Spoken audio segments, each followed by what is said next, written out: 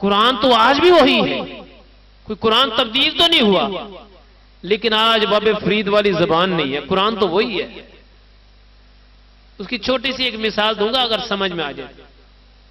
ایک گولی ہوتی ہے نا جو موزر میں ڈال کے چلاتے ہیں، اس گولی کو ہاتھ میں پکڑو اور زور سے مارو کسی کو، بندہ مرے گا نہیں، زخمی ہو جائے گا۔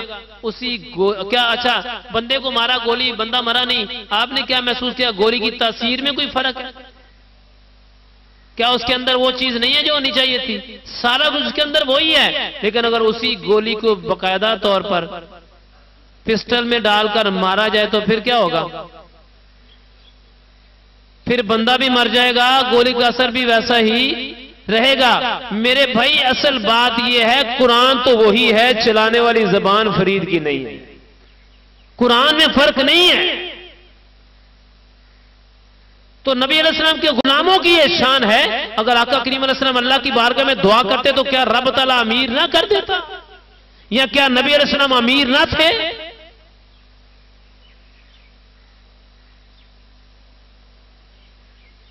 تو نبی پاک علیہ السلام کے پاس عمر رضی اللہ عنہ آئے، آ کے عرض کی یا رسول اللہ صلی اللہ علیہ وسلم، مجھے اس بات نے رلایا کہ آپ تو سارا کچھ ہونے کے باوجود بھی، نبی پاک علیہ السلام فرمایا عمر تجھے پتہ نہیں اس بات کا کہ اللہ پاک نے مسلمانوں کے لیے آخرت رکھی ہے، فکر اس کو ہونا چاہیے جو مسلمان ہے، اور فکر ہو کہ میرا آخرت میں کیا بنے گا، دنیا کا مال و زر تو سارے کا سارا یہاں پڑا رہے گا۔ یہ غریبی امیری صرف زندگی کی چند باتیں ہیں، انسان کی زندگی ختم ہو جائے، غریبی امیری ختم، امیر کو بھی وہی لٹھے کا کفن ہے، غریب کو بھی وہی لٹھے کا کفن ہے۔ امیر کو بھی مسجد کی چارپائی پر لٹا کے چھوڑ کے آنا ہے، غریب کو بھی مسجد کی چارپائی پر لٹا کے چھوڑ کے آنا ہے۔ امیر نے بھی مٹی میں جانا ہے، غریب نے بھی مٹی میں جانا ہے۔ غریبی کوئی تانا نہیں ہے، اور امیری یہ احساس برتری نہیں ہے، وہ بے نیاز ہے جس کو جب چاہتا ہے عطا کر دیتا ہے۔ تو یہ جو اللہ پاک کی طرف سے دیا ہوا نظام ہے نا، یہ انسان سوچتا ضرور ہے۔ نبی پاک علیہ السلام دنیا میں رہ کر بھی اسی طریقے سے زندگی گزاری کہ غریبوں کے بھی نبی تھے اور امیروں کے بھی نبی تھے۔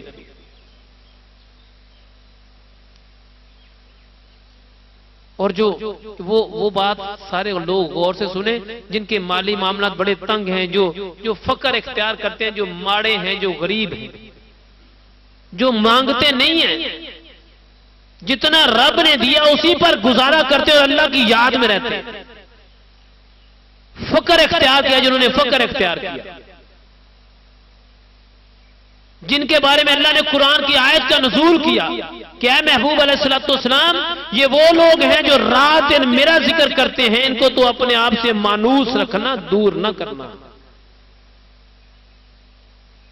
نبی پاک علیہ السلام کا ارشاد گرامی سنیں، آقا کریم صلی اللہ تعالی علیہ وسلم ارشاد فرماتے ہیں قیامت والا دن ہوگا، قیامت والا دن ہوگا، میری امت کے غریب لوگ، اللہ نبی پاک علیہ السلام فرماتے ہیں میری امت کے غریب لوگ ہوں گے جن کے چہرے چاند کی طرح چمک رہے ہوں گے، اور ان کے بال یاقوت اور موتیوں سے جڑے ہوئے ہوں گے، اور ان کے ہاتھوں میں نور کے پیالے ہوں گے، اور نور کے منبر پر بیٹھے ہوں گے وہ لوگ، اور فرشتے پوچھیں گے کیا تم نبی ہو؟ وہ کہیں گے نہیں ہم نبی نہیں ہیں۔ لوگ پوچھیں گے کیا تم فرشتے ہو؟ جو عوام الناس ہوگی، کیا تم فرشتے؟ کہیں گے نہیں ہم فرشتے بھی نہیں ہیں۔ وہ پوچھیں گے کیا ہیں؟ کہیں گے ہم تو سادہ لوگ ہیں۔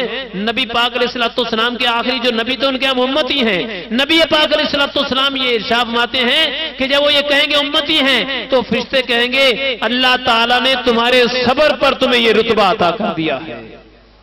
فقیر یعنی فقر ضرور اختیار کیا تھا لیکن مانگتے نہیں تھے، جتنا رب نے دیا تھا اسی پر گزارا کرتے تھے۔ ہاں اللہ پاک سے مانگنا جرم نہیں ہے بلکہ ثواب ہے اور بہتری ہے، اللہ سے مانگنا چاہیے، اللہ پاک کی بارگاہ میں گریہداری کرنا چاہیے، وسیع رزق مانگنا چاہیے، اولاد مانگنا چاہیے، عزت مانگنی چاہیے، شہرت مانگنی چاہیے، دنیا کی ساری چیزیں اپنے خالق سے مانگنی چاہیے۔ مانگنا گناہ نہیں ہے، نہ مانگنا گناہ یعنی برائی ہے، برا عمل ہے نہ مانگنا، مانگنا تو اچھا عمل ہے۔ یعنی گناہ سے مراد یہ کہا گیا ہے جو بندہ مانگتا نہیں ہے اللہ اس سے ناراض ہوتا ہے. مالک فرماتا ہے میرا ہو کہ میرے سے نہیں مانگتا تو مجھے تو پسند ہی مانگنے والا ہے. بیماری سے شفا مانگنا. اور اگلی بات بھی یاد رکھیں، اللہ پاک کی بارگاہ سے وسیع رزق مانگنا، اولاد مانگنا، اولاد کی اچھائی مانگنا، یعنی دنیا اور آخرت کی ساری چیز مانگنا اللہ کی بارگاہ میں مانگنے والا اللہ کو بڑا پسند ہے. یوں کہہ لیں اللہ پاک کو اپنے منگتوں سے پیار ہے. اللہ پاک کو اپنے منگتوں سے، اور بات سنیں، اللہ پاک کو دنیا دار منگتوں سے نفرت ہے. کیا؟ جو دنیا سے مانگتے ہیں اللہ ان کو پسند نہیں کرتا. مالک ماتا جو دنیا سے مانگتا مجھے پسند نہیں ہے، جو میرے سے مانگتا مجھے بڑا پسند ہے. چاہے وہ دنیا مانگے، چاہے وہ دین مانگے، چاہے وہ آخرت مانگے، لیکن جو میری بارگاہ سے مانگنے والا ہوتا ہے میں اس کی مانگنے کی بات کو بڑا پسند کرتا ہوں.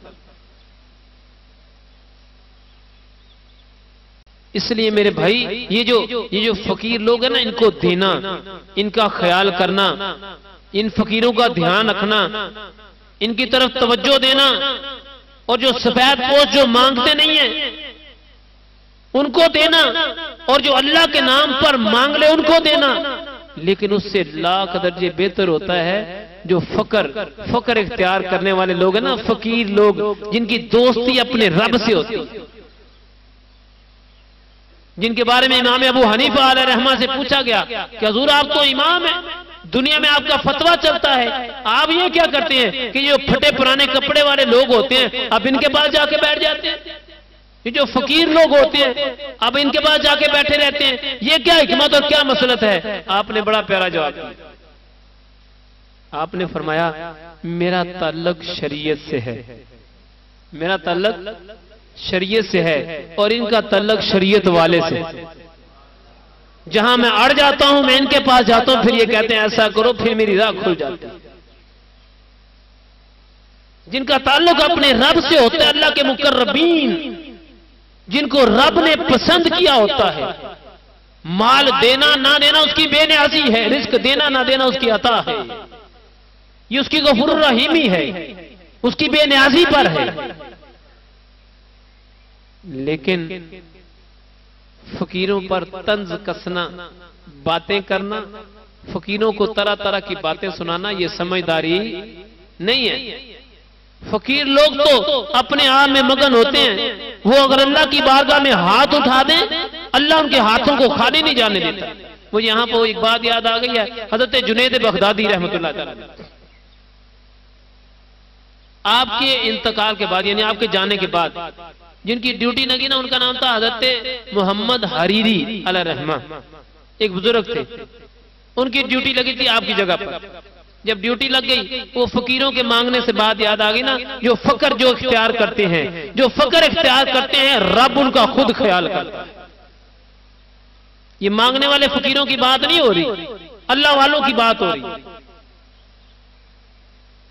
آپ فرماتے ہیں کہ جب مجھے اللہ تعالیٰ نے رتبہ دے دیا اور ایک دن میں اپنی مسجد میں بیٹھا تھا، میں نے دیکھا ایک نوجوان جوانی کی حالت میں داڑھی مبارک رکھی ہوئی ہے، سر پہ امامہ شریف سجا ہے، لیکن گندے کپڑے، داڑھی مبارک پر مٹی ڈلی ہوئی، گندا لباس پہنا، پاک تھا لیکن جیسے مٹی میں گھوم کے بندہ کپڑے گندے ہو جاتے ہیں، گندا لباس تھا. فرماتے ہیں ایک بندہ مسجد میں آ کے بیٹھ گیا، ظہر کے ٹائم آ کے بیٹھا، عصر کی نماز پڑھی وہاں پڑھی جماعت کے ساتھ، پھر مغرب کی نماز پڑھی جماعت کے ساتھ.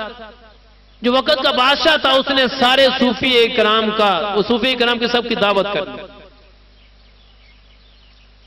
اب فرماتے ہیں جب دعوت کا پیغام آیا تو میں نے فوراً اسے بھی دعوت دی، بھائی چل تو بھی، بادشاہ نے بلایا ہے اور بادشاہ کے گھر سے کھانا کھانا جا کر، اور چل چلیں.